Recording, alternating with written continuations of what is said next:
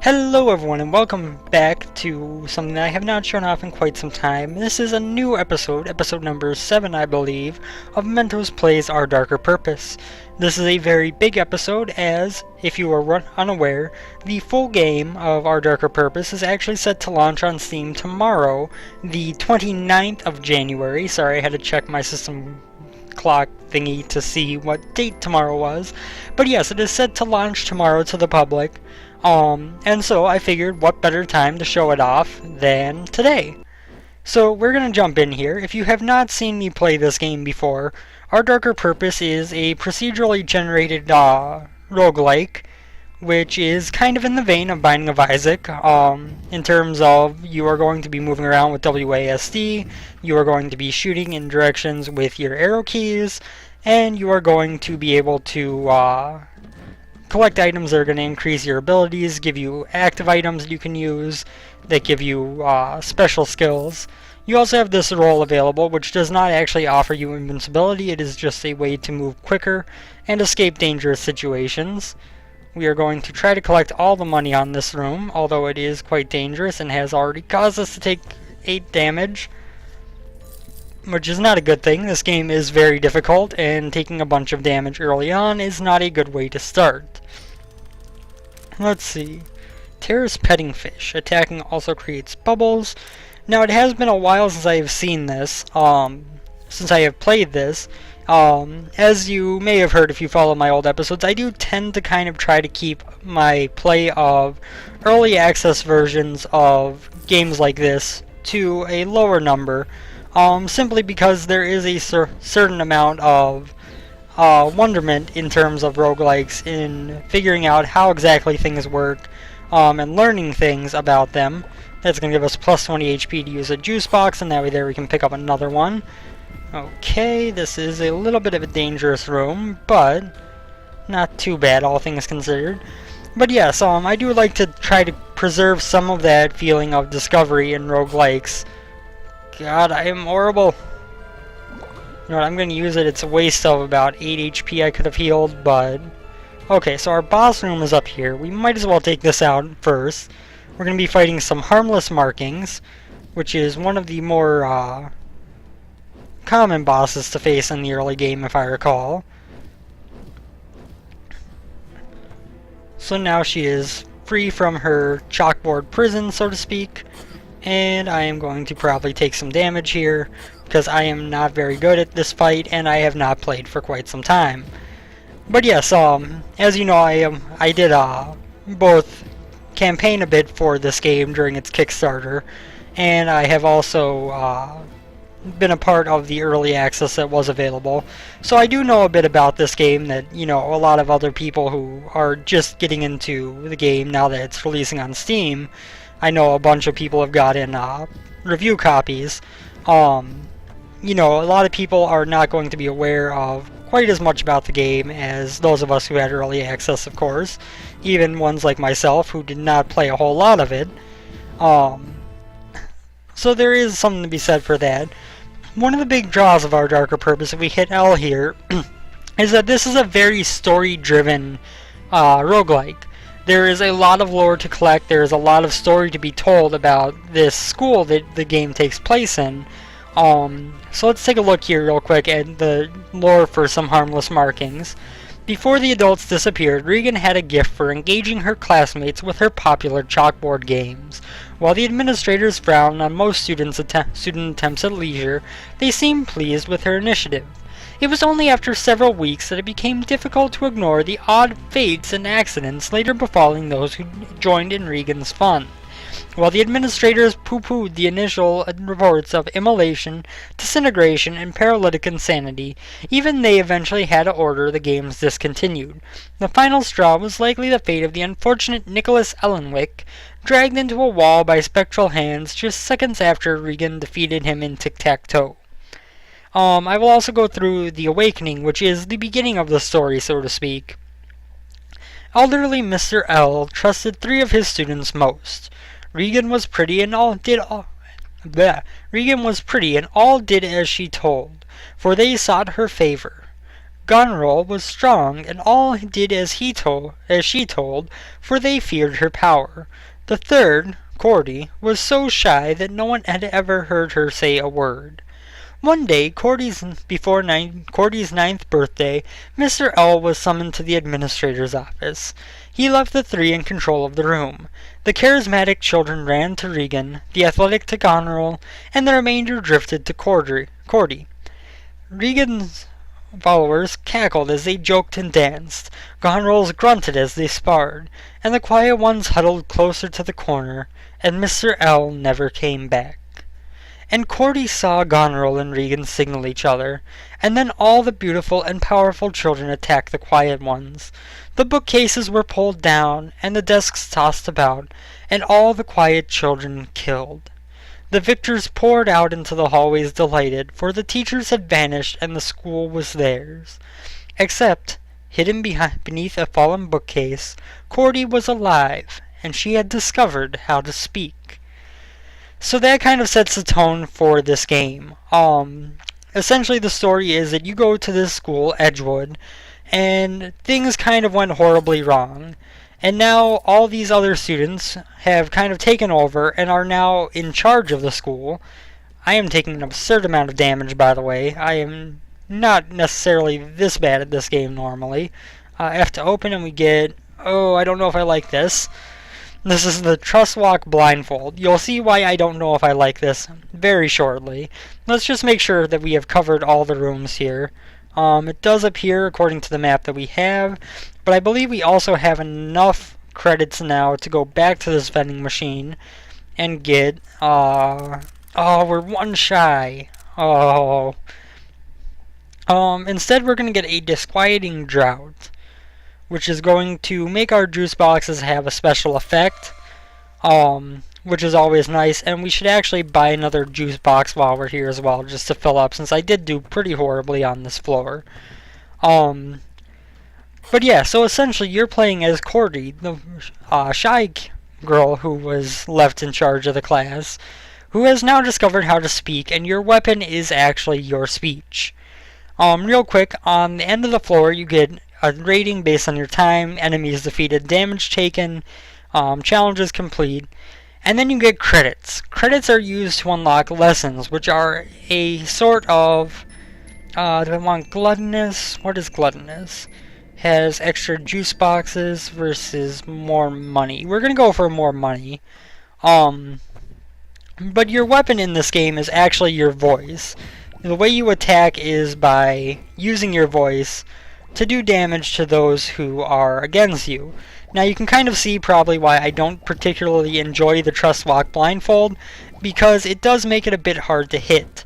It does have some other benefits. It does, if I recall correctly, give you damage up, and possibly a little bit higher range, but it also means that you can't particularly aim your shots well, which is of course a little bit frustrating. It's kind of like Wiggle Worm in Binding of Isaac. Minus 25 life for plus 15 life tokens for the Hunger Pains, or the Hound of the Eraservilles, plus 10 damage. Enemies are twice as likely to drop chalk. We're gonna go with that one, of course. We got another Disquieting Drought. I don't remember if those stack. I know at one point during the, oh god, I forgot about that thing. That is a problem, because it is going to be hard to avoid shooting that when we are also not able to aim our shots well, but we can use it to kill the enemy at least. I'm not sure what's up with that dude who's just kind of magically appearing and disappearing. But yeah, where was I? You do get these level systems which are throughout the game where you get different perks, randomly decided perks each time you level up, that you get to choose from. Destroyed in, oh god. Okay, so we got our race room here. This is kind of like, I guess the closest analog would be a fairy chest in... Yes, we got this thing anyway. So now we also create bubbles when we attack, which should be useful. But that is actually reminiscent of something like fairy chests in Rogue Legacy, I guess, where you have a certain objective in terms of the chest that you have to complete before you can open it. And we do get plus 30 HP from our juice boxes now due to our disquieting droughts. which is of course a big increase.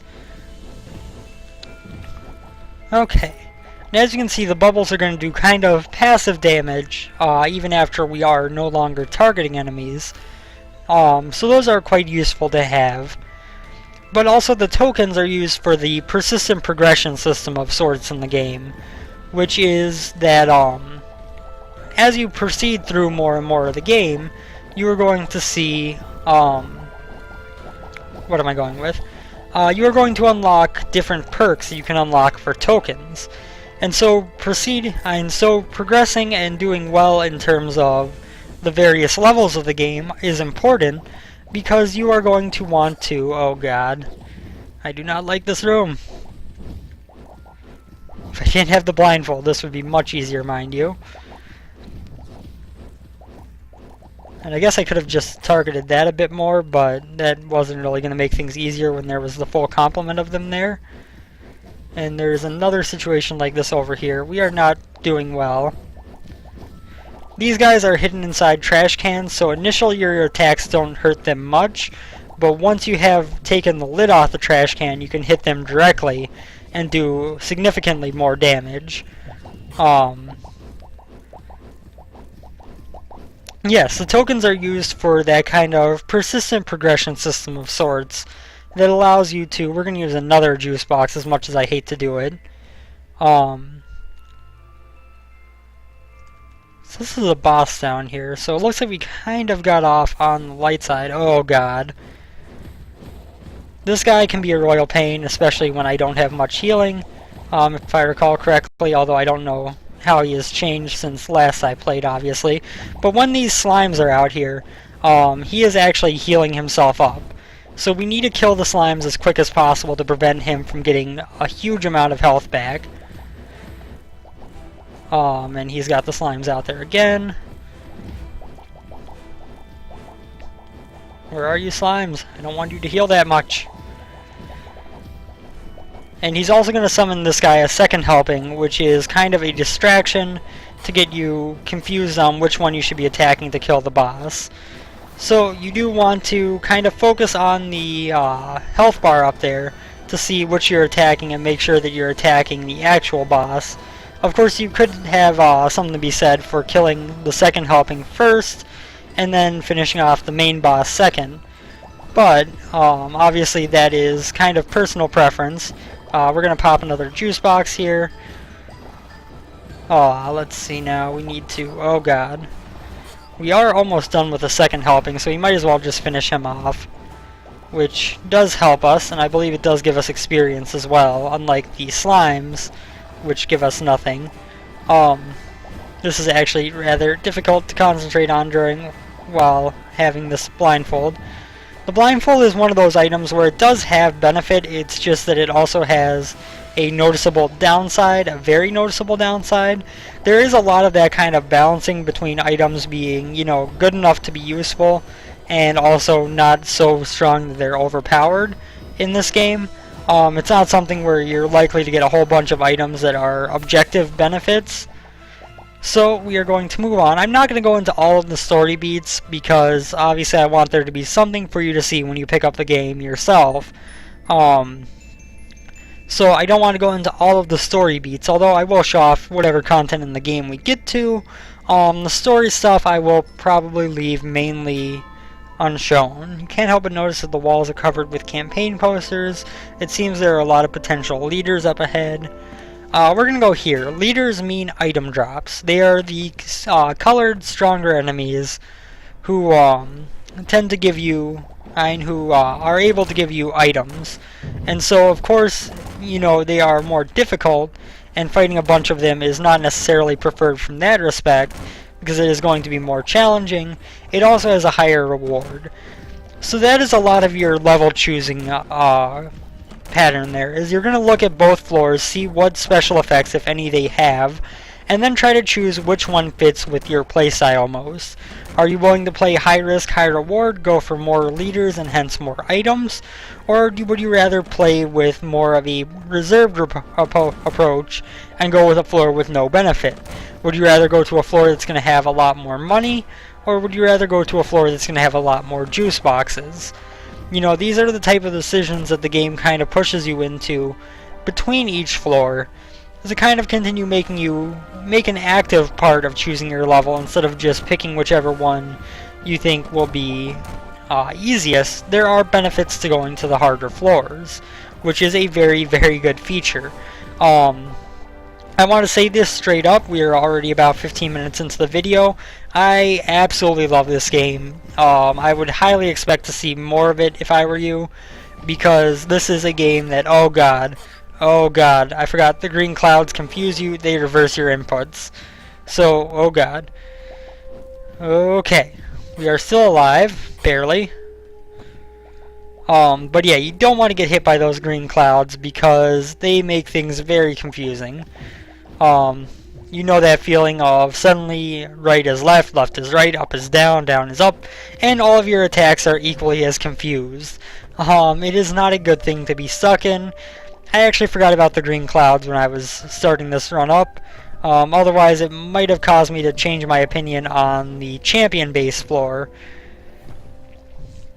Or leader base floor, I should say, because we are in some serious trouble if we get more of these chalk dudes. We're going to kind of abuse these structures around them to try to kill him without actually needing to aim directly at him, because obviously with the blindfold that is a bit difficult to do, and it would probably be safer to just take him out the easier way.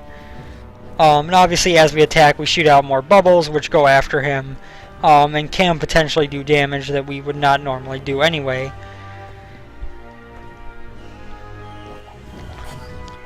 Apologies for getting quiet there, but that was a rather intense situation, and we only have 8 health left. F to pick up, max resist destroyed after taking 150 damage, so I'm not entirely sure what exactly max resist gives us, but of course if we're talking logically, okay, 1 second. Minus 20% attack speed, plus 2 juice box capacity, Call of Wild Furniture, plus 10% attack speed, deal 20% more damage against bosses. We're going to go with that one. I feel like the higher attack speed is better. Going against the boss with 8 health is dangerous, but so is exploring more of the floor instead. We're going to go for it. We kind of need something to get us a little bit healed up. Or to at least give us the opportunity to get healed up if we're going to want to have any hope of succeeding against this boss. So as risky as it is to go through more rooms with low health, that's what we're going to have to do. And we do get a juice box out of it, so that was a benefit for sure. That is going to put us in a much more comfortable spot. Also, the desks occasionally talk to each other. Hear ye, hear ye. The potatoes in this sack, by popular vote, per our laws, declare war on the potatoes in that sack. No! To arms! To arms! We can't really move, can we?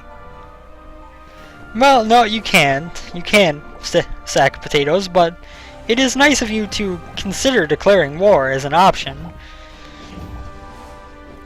Okay, so this guy's going to be a little bit hard to take care of because there is a certain degree of obstacles in the room that make it a bit difficult. I haven't mentioned we do also have our own chalk clouds.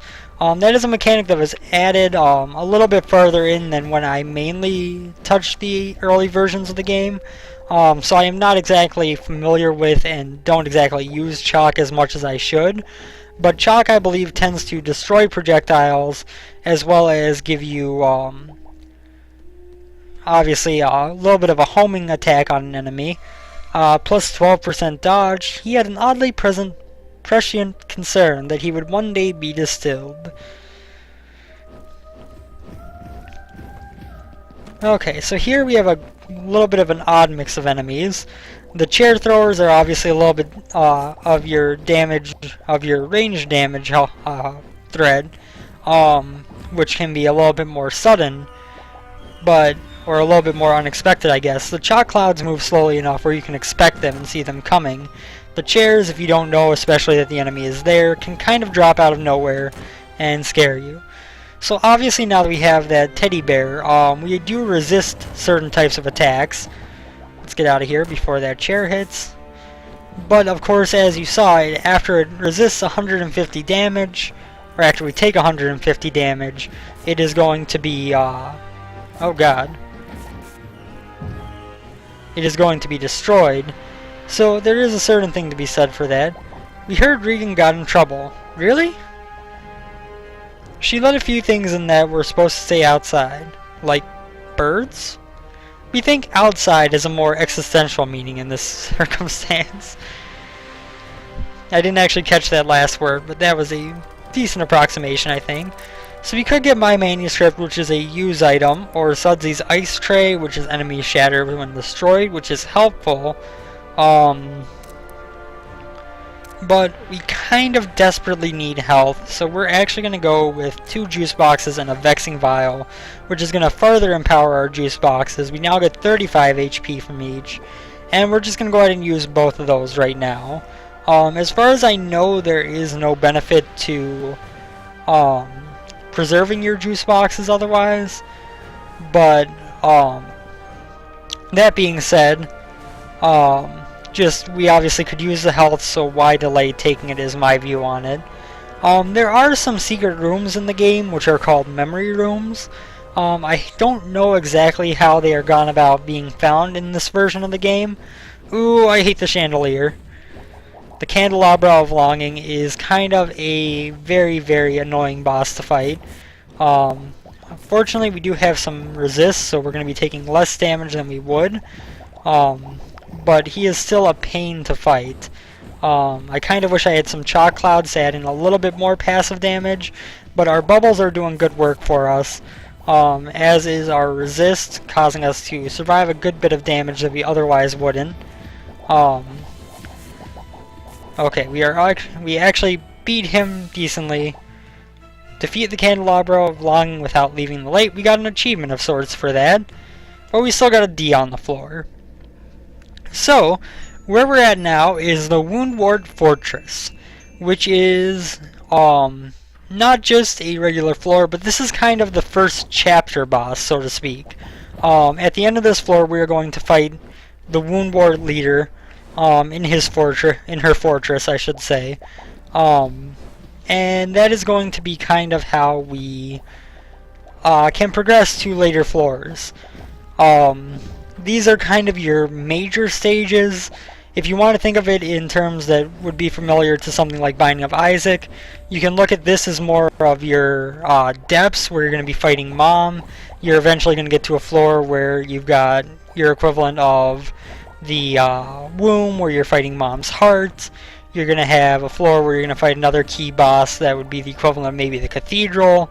And then possibly even, although I'm not sure on this because I haven't actually beaten through the game myself, might even have, ooh, Cat's Cradle. I like this one. This is a good item.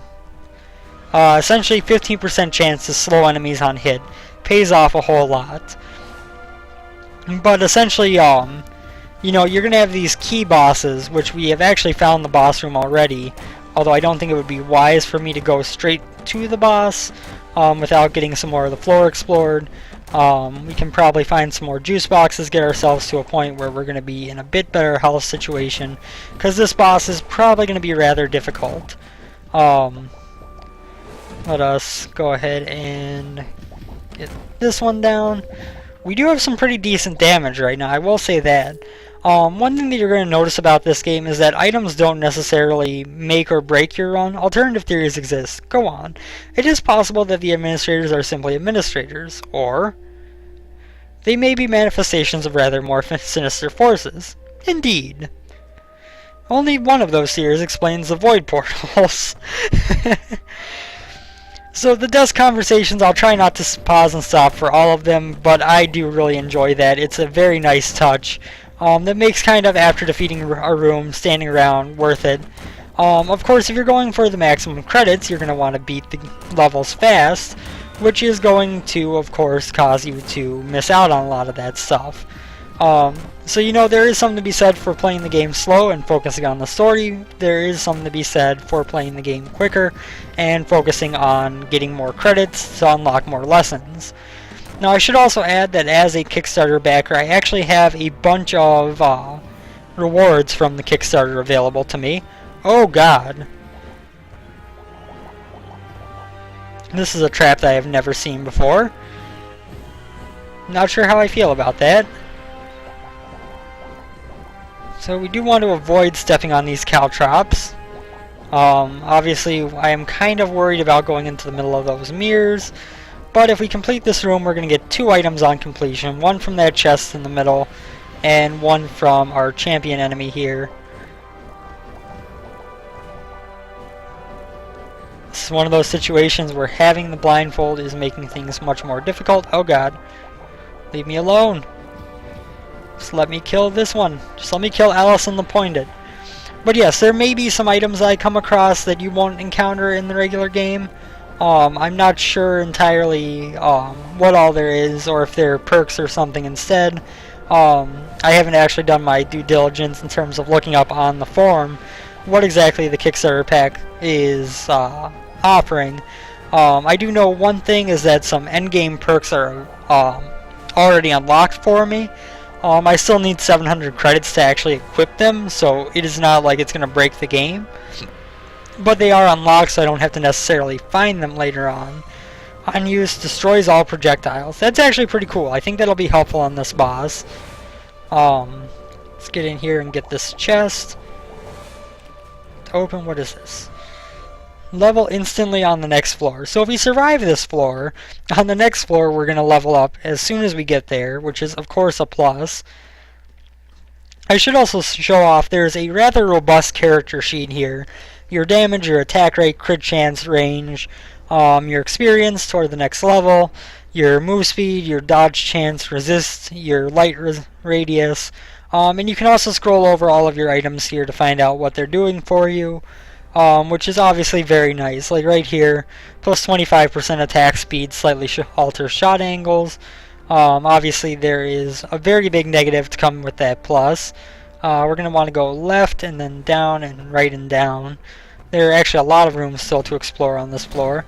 And we've got these globe throwers, who are one of the more difficult enemies to deal with. Quite honestly, in my opinion at least. But yeah, I don't know if there is something to be said for, you know, like I said, saving juice boxes until later instead of using them as soon as you are going to get the maximum benefit from them. Obviously, if there's a chance of getting more vexing vials, disquieting droughts, etc. to power up your juice boxes, they would do more for you in the long term. But at the same time, if it's going to increase your chance of survival short term to have a reasonable amount of health, you know, that may very well be worth it. Okay, so this room is guarded by another one of our traps here, which is these hands that are going to stick out, spin around in a circle, and then give you a brief amount of time to see what's behind and see what they're guarding before they can do anything else. We've got a couple of chalk dudes in here, not that much of a concern. We're going to kill them quickly, especially with our bubbles. You know, in all honesty, we have a pretty good run of things going on right now. I don't know exactly how far I will show off into the game in this video, since this is kind of my release version quick look. It will probably be branded as a fresh indie video instead of as the next episode of my Let's Play that I've had going since it was in Kickstarter. Count of Mounting Chalkto, plus 10 damage, offensive chalk attacks do double damage, where the chalk cloud ends, plus 5% move speed, double the likelihood of a memory room per floor. I'm gonna go with this one. Actually, now that I think about it, I think I have figured out how you're supposed to discover those memory rooms. If you recall, there was a semi-intangible person walking around on earlier floors. Let's see, 5. We could try to save up for something. We could go with more juice box power. Let's restore line. Let's get another juice box now. If we can get another 5 credits, I would love to get the extra plus 5 health regen or etc. on the juice boxes from that vial. But at the same time, okay, this is another one of our traps here. These wardrobes spawn clothes, which are going to kind of shoot out of there, and they're going to run after you, and if they get a hold of you, you can't move. which is obviously a very big detriment if you are in a situation where you need to run away. So you kind of have to watch out for those. They are one of the more difficult to avoid traps. Okay, so now we've got Fortress Wound Ward. So we do have our on-use item that has a cooldown of 16 seconds, it appears, 15 or 16, which is going to be very useful getting rid of all the projectiles on the screen occasionally. It's just a matter of when is the best time to use it. Which of course is not the easiest thing to judge, especially not being very familiar with this boss, as I think I have only fought it once in its more recent state. Let's get rid of all the projectiles real quick. I am very happy to have this dodge chance and this resist for this fight, because this is going rather poorly. Okay, and now Gonrel has actually spawned, which is a little bit more of a threat. Of course, if you recall the lore that I went over briefly, Gonrel is the character who was behind the athletic kids. So that is who we're up against now. And we are getting kind of low on health, so I'm going to pop a juice box. And then we're going to focus on Gonrel herself now. Of course, I could try to destroy more of these buildings, but, you know, there is a certain degree of, can I finish the boss faster by attacking the boss, or should I, you know, focus on clearing out the room a little bit, making things a little bit easier for myself by killing off the buildings, if I can't even kill off the other buildings. Oh god. I have no juice boxes left. I am very glad that I went with an extra juice box instead of plus 5 health.